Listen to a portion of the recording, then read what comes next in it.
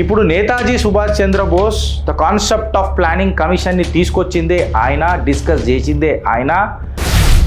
గాంధీజీ గారు మాత్రము rural village khadi based cottage industry అని చెప్పి ఇనాగ్రేట్ చేసింది సుభాష్ చంద్రబోస్ అయినా రాజకీయాలల్లో ఇన్వాల్వ్ అయినరు, ఎవరు ఎక్స్క్లూజివిటీ చేసినరు. నెహ్రూని chairman of the planning commission చేసి ముంగటికి తీసుకుపోయిన చరిత్ర సుభాష్ చంద్రబోస్ది. సుభాష్ చంద్రబోసే చైర్మన్గా అయిపోతుండే. దాన్నే ఇంక్లూజివ్ రాజకీయాలు అని అంటారు. చరిత్ర డిస్ప్యూట్ చేసే జిగర్ల దమ్ము ఉంటే చిత్రగుప్త రెడీ ఉన్నాడు. ఈ ఫోటో చూస్తే మీకు అర్థమైపోవాలి ఫ్రెండ్స్. ఈ ఫోటో నేను ఎందుకు పెట్టిన అంటే అప్పుడు కాంగ్రెస్ టైంలో ఎవరికి ఎంత ఇజ్జత్ ఉండేరనేది అర్థమవుతుంది.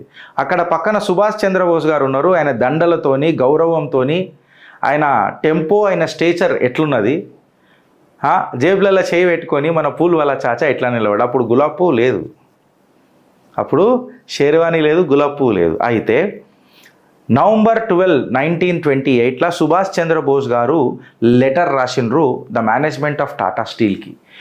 రాసి ఏమన్నారు అంటే ఇండియన్ ఎంప్లాయీస్ని మీరు పెడితే సూపర్వైజింగ్ పొజిషన్లో, లీడర్షిప్ పొజిషన్స్లలో వర్కర్లకు మేనేజ్మెంట్కి ఇష్యూ కాదు. ఎందుకనంటే భారతీయుల మనోభావనను అర్థం చేసుకుంటారు అని చెప్తే, దానికి ఏదైతే టాటా స్టీల్ ప్లాంట్ ఏదైతే ఉన్నదో వాళ్ళు పాజిటివ్గా స్పందించి ఎస్ ఇది కరెక్టే అని చెప్పి ఆర్డర్స్ కూడా పాస్ చేసిర్రు.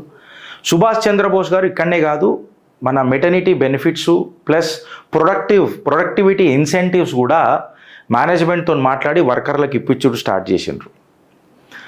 ఫ్యాక్ట్ చెప్పాలని అంటే సుభాష్ చంద్రబోస్ గారి ఆలోచన ఏదైతుండనో కంప్లీట్గా ఎకనామిక్ డెవలప్మెంట్, ఇండస్ట్రియలైజేషన్ వైపు పెద్దపీట వేసిండు సుభాష్ చంద్రబోస్. ఇండస్ట్రియలైజేషన్ ఎందుకు వేసిండనంటే he was at a strong belief that Britain industrialisation వల్లనే ఆర్థికంగా జర గట్టిగా అయింది. 19th సెంచరీలో బ్రిటన్ గట్టిగా అయింది.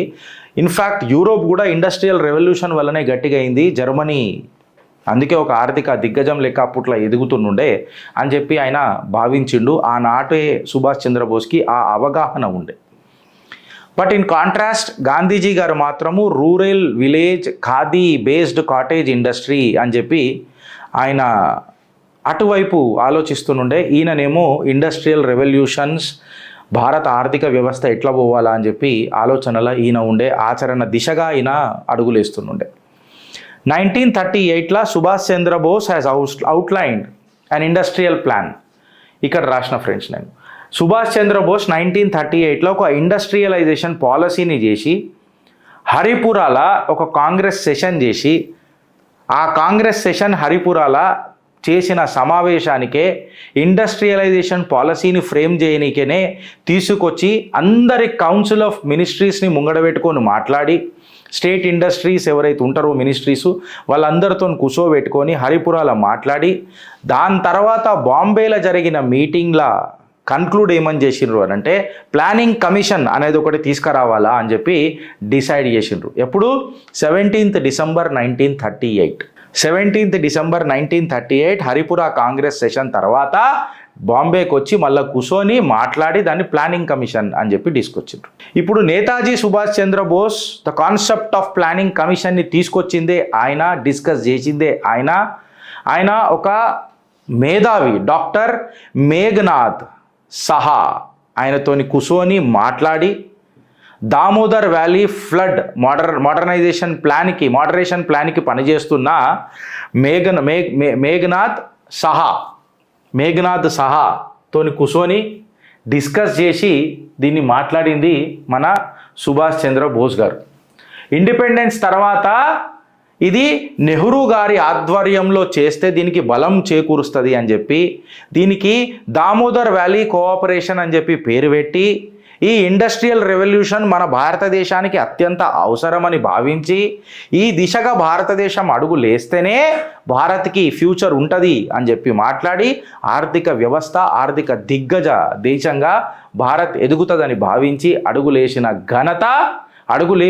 ఘనత సుభాష్ చంద్రబోస్ గారిది. బోస్ ఆయన ప్లానింగ్ కమిషన్లో ఏం చేసిండంటే proposed fast industrialisation with a focus on poverty and unemployment మీద ఫోకస్ చేసి నేషనల్ రీకన్స్ట్రక్షన్కి అడుగులేసిండు ఆయన ఫస్ట్ ఈ మీటింగ్ బాంబేలో జరిగింది. దాని తర్వాత సుభాష్ చంద్రబోస్ గారు ఇనాగ్రేట్ చేసిండ్రు. ఇనాగ్రేట్ చేసింది సుభాష్ చంద్రబోస్ అయినా చైర్మన్ మాత్రం నెహ్రూ గారిని చేసిండ్రు. ఎందుకనంటే నెహ్రూ కూడా ఉండాలా, నెహ్రూ ఇన్ఫ్లుయెన్స్ కూడా ఉండాలా, నెహ్రూ మంచి చదువుకున్నోడు, కలుపుకోపోయే తత్వం సుభాష్ చంద్రబోస్ది. కాకపోతే గోతుల దోవే తత్వం ఈ పూల్వాలా చాచాది ఉండే అని చెప్పి, ప్లస్ ఈయనని ఎప్పుడు ఒక అగ్రెసివ్ నేతగా పోర్ట్రే చేసింది మహాత్మా గాంధీ.